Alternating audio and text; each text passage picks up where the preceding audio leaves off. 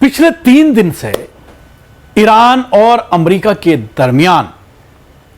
रोजाना यह होता है कि आज बातचीत होगी इस्लामाबाद में, लेकिन ईरान बार बार मना करता है। अमेरिका यह कहता है कि हां उनका डेलीगेशन पहुंचने वाला है। उसके साथ साथ ट्रंप के जरिए जिस तरह से लगातार धमकियां दी जा रही हैं कि अगर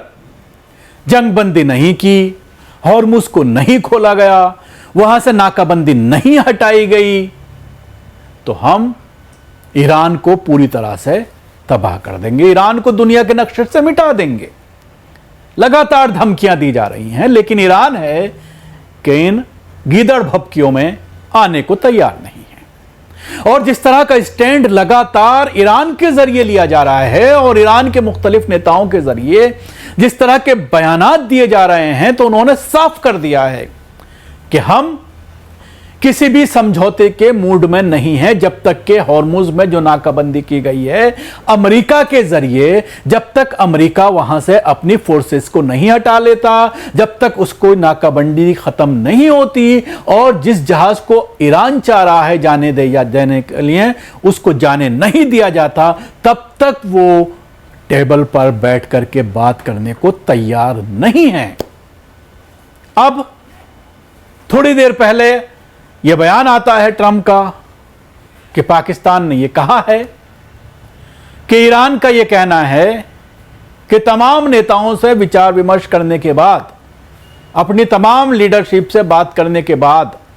जब हम किसी नतीजे पर पहुंचते हैं मुआहिदे को लेकर के, तब तक के लिए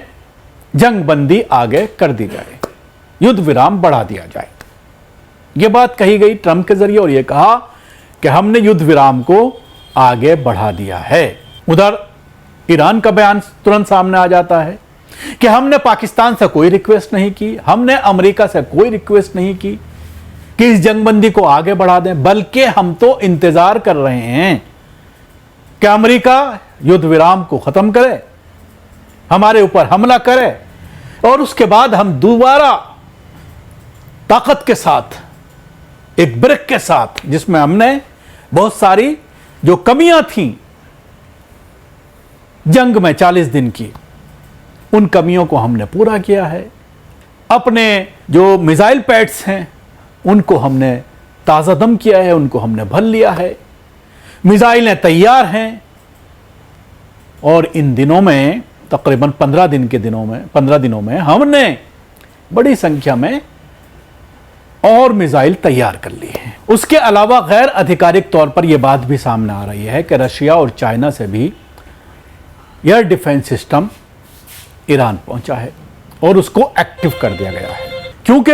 40 दिन की जंग में सबसे ज्यादा नुकसान जो हो रहा था वो ये था कि ईरान का एयर डिफेंस सिस्टम ठीक नहीं है। तो पूरी दुनिया में अब ये जाहिर हो चुका है कि ईरान ये जंग हार चुका है। इजराइल चाहे कितने ही दम भर रहा हो, चाहे वो किसी भी तरह से यूरोपियन कंट्रीज़ को कन्विंस करने की कोशिश कर रहा हो, या जिस तरह से अभी फ्रांस के ज़रिए एक मुहिम चलाई गई थी कि यूरोपियन कंट्रीज जो है तमाम ताल्लुकात इजराइल से मुनक़ता कर दें, ख़त्म कर दें और जो डील्स हैं हथियारों की उनको कैंसिल कर दें, लेकिन आज यूरोपियन यूनियन की बैठक में ये प्रस्ताव पारित नहीं हो सका। तो कहीं ना कहीं अभी जो है इजराइल इस मामले में कहा जा सकता है कि वो जीत गया है, क्योंकि यूरोपियन यूनियन पर ये उम्मीद की जा रही थी पूरी दुनिया के ज़रिए कि वो इस डील को ख़त्म कर देगा, जो हथियारों की ख़रीद फ़रोख्त की जो डील है, जिससे बड़ा असर जो है वो इजराइल पर पड़ने वाला था, लेकिन उसको ख़त्म नहीं किया गया क्योंकि बड़ी संख्या में हथियार यूरोपियन कंट्रीज से भी इजराइल जाता है। जाहिर सी बात है ये तमाम जो गतिविधियां हैं, जो तमाम डेवलपमेंट्स हैं, क्योंकि रोज़ाना अमेरिका के ज़रिए धमकियां दिया जाना, बार बार उसको लेकर के सवाल खड़े करना और फिर हमारी भारतीय मीडिया के ज़रिए ईरानी लीडरशिप के ऊपर कई तरह के सवालात खड़े करना, आज और कल से ये चलाया जा रहा है कि ईरान की जो लीडरशिप है वो अलग अलग बयानात दे रही है। हालांकि आप देखते हैं सोशल मीडिया में कि 2-3 जो उनके अलग अलग ऑर्गेनाइजेशंस के जो हेड्स हैं या प्रवक्ता हैं, तकरीबन उनके ज़रिए एक से ही बयान दिए जा रहे हैं कि हम इंतज़ार कर रहे हैं, एक बार हमला तो किया जाए, युद्ध विराम को एक बार ख़त्म तो किया जाए, हम दोबारा से ताकत के साथ, एक जोश के साथ हम तैयार हैं। और आप देख सकते हैं कि ईरान की सड़कों पर जश्न का माहौल है। यानी उनका यह कहना है, ईरानी आवाम का, कि अमेरिका हमला करने से कतरा रहा है, वो कोई रास्ता तलाश कर रहा है कि किस तरह से जंग को बंद किया जाए, और उसके लिए उसने पाकिस्तान का सहारा लिया है। पाकिस्तान को मोटा लालच दिया गया है, पैसा देने की बात कही गई है पाकिस्तान को, किसी भी तरह से कोई बहाना तलाश करके इस तरह से युद्ध विराम कराया जाए, जंग खत्म कराई जाए जिसमें अमेरिका की भत ना पिटे,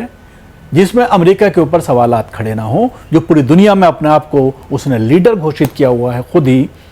अपने आप को पूरी दुनिया का हाकिम समझता है, तो उसका ये गुरूर चकनाचूर होता हुआ ईरान के जरिए नजर आ रहा है, और उससे वो निकलने का कोई ना कोई रास्ता तलाश कर रहा है, लेकिन रास्ता मिल नहीं पा रहा है। भपकियों के दरमियान, धमकियों के दरमियान युद्ध विराम को आगे बढ़ाने का ऐलान मजबूरन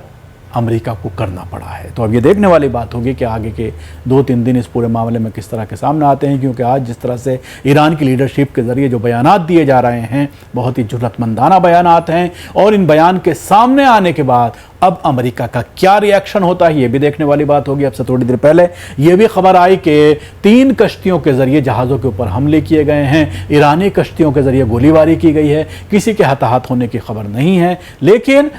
अगर कोई वहां से गुजरने की कोशिश कर रहा है तो ईरानी फोर्सेस के जरिए, बहरी फौज के जरिए उसको रोका जा रहा है, उसको वापस भेजा जा रहा है।